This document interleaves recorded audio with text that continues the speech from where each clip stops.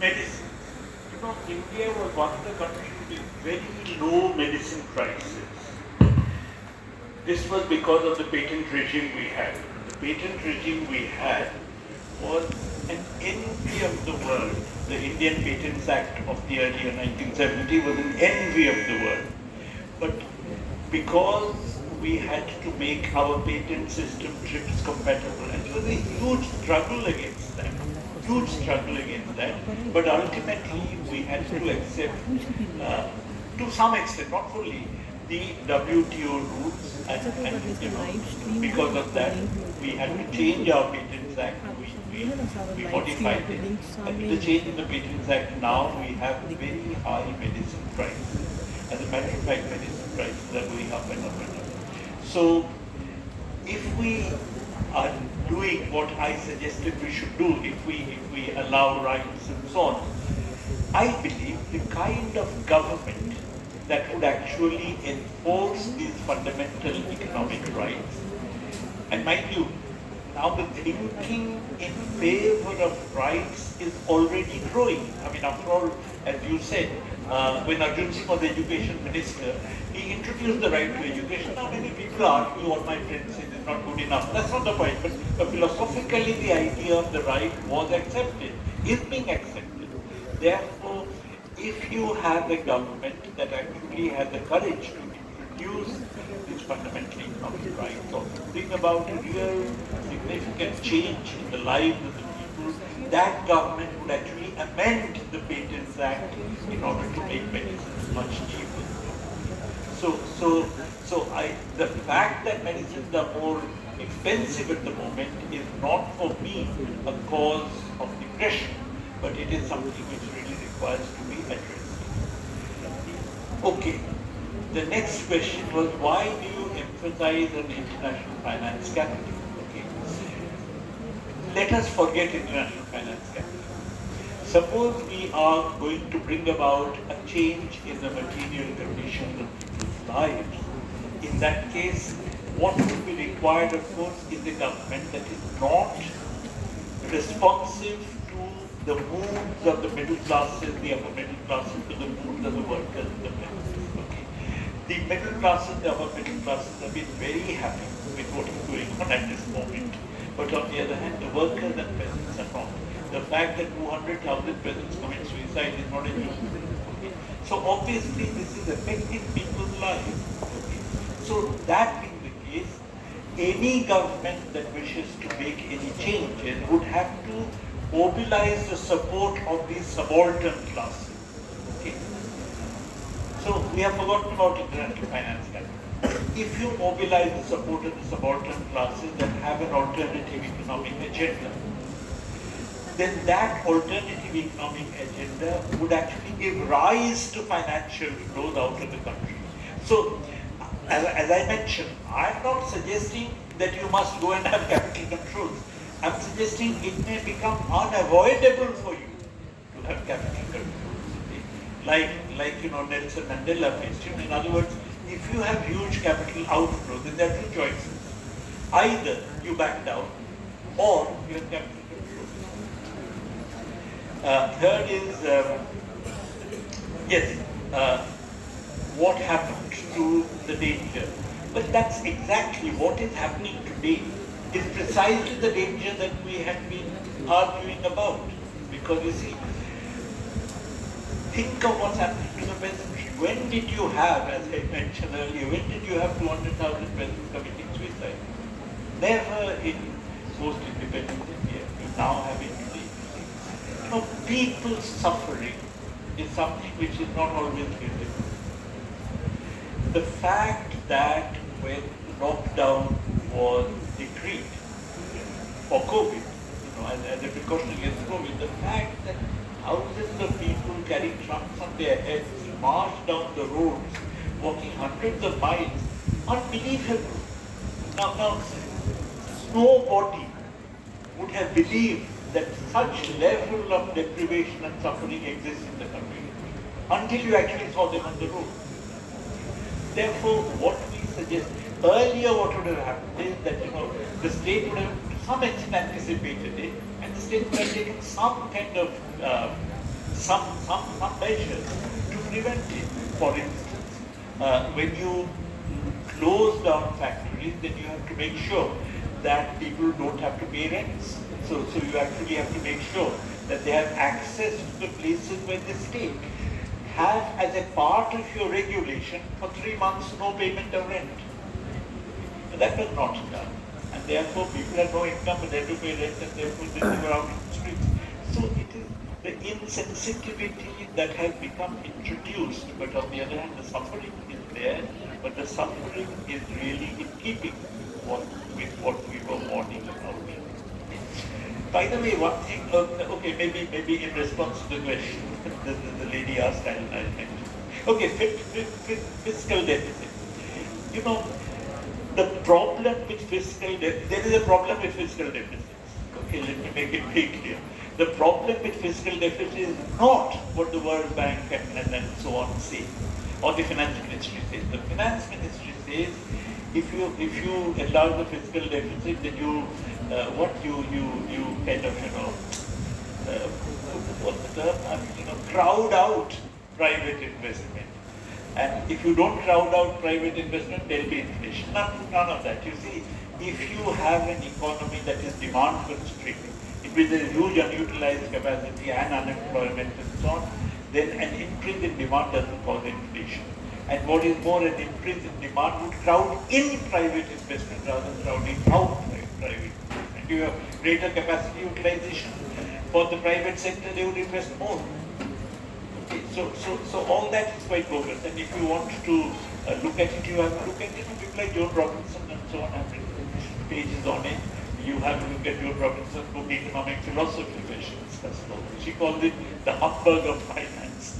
But there is a problem with fiscal deficit. That problem lies in the fact that, look, suppose the government runs a fiscal deficit. That means the government is borrowing. Okay. When the government spends, it generates income and savings in the economy. The savings accrue to the hands of the saving class, basically the capitalists and the rich. So what the government does is to put additional wealth in their hands and then to borrow it. Am I making myself clear? Fiscal deficit does not mean borrowing a pre-existing amount of savings. Fiscal deficit borrows an amount of savings which themselves are created by the fact of government expenditure. Therefore, the government is putting wealth in the hands of the wealthy. So fiscal deficit is fundamentally inegalitarian. It increases wealth inequality. And that is why I'm not in favor of financing government expenditure through a fiscal deficit, not for reasons that the World Bank suggests, but I am in favor of financing government expenditure through a wealth tax. That's what I'm doing. Yes. Either a corporate profits tax or a wealth tax and so on. These are taxes that actually take away money from the rich. The money that government expenditure creates and puts in their laps is something which is then taken away. Are you a student of economics, by the way? Yes, sir. Are you a student? Yes, I am research scholar of Alan Mithla University and postgraduate from TMBU. Yes. Then you have to look at Keynes and how to pay for the war. Okay, Keynes has got a book called, it will be available in his collected works. He discusses this whole business. All right. Now the economy was in a bad shape in 1991, and now, yeah, you're right. We have got $600 billion and everything. The economy was in bad shape. You see, the fact that the economy had got into a crisis in 1991 is not enough. Whether the crisis required a complete change in economic strategy is the question that we are talking about. It is perfectly possible that at that time, by the way, that's a very interesting issue you have raised. Okay, since you have raised it, I'll give you an interesting story. You see, it happened because of the Gulf War. At the time of the Gulf War, lots and lots of Indians wanted to bring their savings, which they had held in the Gulf, back to India. Okay. If they had been allowed to do that and deposit it in Indian banks, then we would not have faced even the foreign exchange crisis we faced in 1991. But for some reason, the State Bank of India and all the Indian banks were taken aback. Mind you, it was all very sudden. They were taken aback, and they said, no, how can we just take in savings like that from the Gulf? So there were a lot of blunders which were committed. There was a lot of, but on the other hand, with all that, it is still possible that we could have taken a loan from the IMF. IMF loan did not say that you actually pursue neoliberal policies down the line. We could have told the IMF, if they said so, we could have asked the IMF to go to hell, because we could have raised money and pursued. But we did not do that. I think what happened was that many people in the government who wanted the pursuit of neoliberal policies found that as an occasion to actually shift the trajectory of development rather than it being necessary. So now the point is, if we had not pursued a neoliberal policies, would we have been better off? I say China does not pursue a neoliberal policy. China doesn't have capital mobility. In China, if you are a foreigner, you have brought dollars into China, and if you wish to take dollars out, then you must find another foreigner who actually wants to buy your dollars. You see what I mean? So that the capital outflows are not outflows from the country, but capital outflow from one must be matched by capital inflow by somebody else. So the country as a whole does not suffer capital outflow. So we could have done that. Now let me give you a very simple example. Let us take the availability of food grains as a kind of symptom of development. At the beginning of the 20th century, that means 1900 and thereabouts, per capita availability of food grains in British India, what is called British India, was about 200 kilograms per year. By the time of independence, there had been a very sharp decline in per capita availability of food grains. It had actually come down in early 1930s to about 150 kilograms, and then it declined further. At the time of independence, it was 136 kilograms. Very sharp decline, from 200 to 136, 138. After independence, with great effort, per capita availability of food grains was pushed up to about 180 kilograms. Not the same level as they were at the beginning of the century, but nonetheless 180 kilograms. With the introduction of neoliberal policies, it declined and it has hovered around them. It has slightly come down and so on. I mean, let us say 180 minus a little.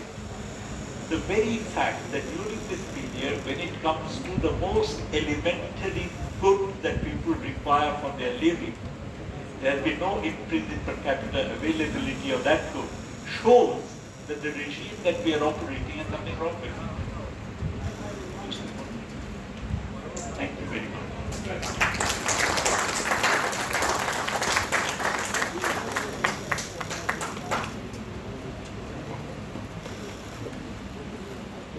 आप सभी सहमत होंगे कि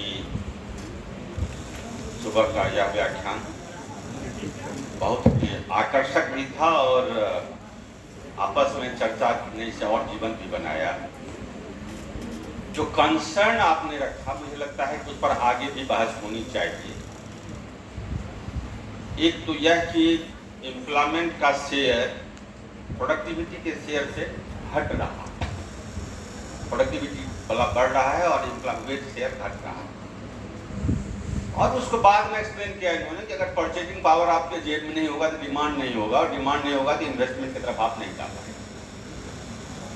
अभी के जो दौर में जिस तरह से बढ़ा है, वहाँ से एलपीजी और आज तक में जिस तरह से उसमें गिरावट आई है, और जिसके कारण से जो एक दो धारा तैयार हो गया है, जहाँ बड़े सेक्टर्स के लिए बहुत लाभ है और आम आदमी के लिए उनके सब्सिडी तक कम होते जा रहे हैं, उस पर आपने बात रखी और सुझाव भी दिया। पहले तो कि टैक्सिंग का जो एविडेंस दिया लोगों के बीच में कि टॉप 2% के लिए अगर आप टॉप 1% को अगर आप उसका 2% उसका इनकम ले लेते हैं तो बहुत बात हो जाएगी, 1/3 वेल्थ ले लेते हैं तो बहुत बात हो जाएगी। ये बात सही है कि भारत में तो वेल्थ टैक्स जो मिलता ही था उसको भी माफ कर दिया गया, वो भी नहीं है।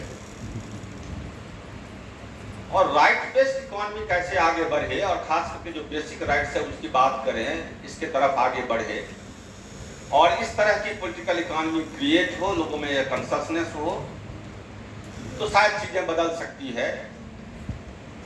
एक बात जो इन्होंने सबसे महत्वपूर्ण कही, उसके तरफ मैं आपका ध्यान आकृष्ट करना चाहता हूं कि यदि सरकारें फेल होती हैं स्टेट वेलफेयर मैकेनिज्म की तरफ, तो दुनिया के देशों में जो अलग स्वरूप सामने आए जिसके कारण से समाज भीषण लड़ाई के दौर में पहुंच गया, उसे रोकना मुश्किल होगा। अगर सरकारें चाहती हैं कि वेलफेयर स्टेट बना रहे तो वेलफेयर के जो रिस्पॉन्सिबिलिटी हैं उसको डिलीवर करना होगा। ये कैपिटल के इंटरेस्ट में है। ये बहुत महत्वपूर्ण बात आपने कही है। इन शब्दों के साथ प्रोफेसर प्रभात पटनायक जी का बहुत बहुत आभार। आपने हमें भूतकाल से वर्तमान तक और आगे की दिशा के लिए आपने बहुत कुछ बातें हमें दिया है। हम लोग उस पर आगे चर्चा करते रहेंगे। और आभार और बधाई आप लोगों को भी कि आप लोगों ने बड़े ध्यानपूर्वक सुना, चर्चा को जीवंत बनाया। समाज विज्ञान अकादमी आप सबों का आभारी है इस महत्वपूर्ण चर्चा के लिए। मैं अब यह मंच सौंपता हूँ हमारे व्यवस्थापक लोगों को आगे की चर्चा के लिए।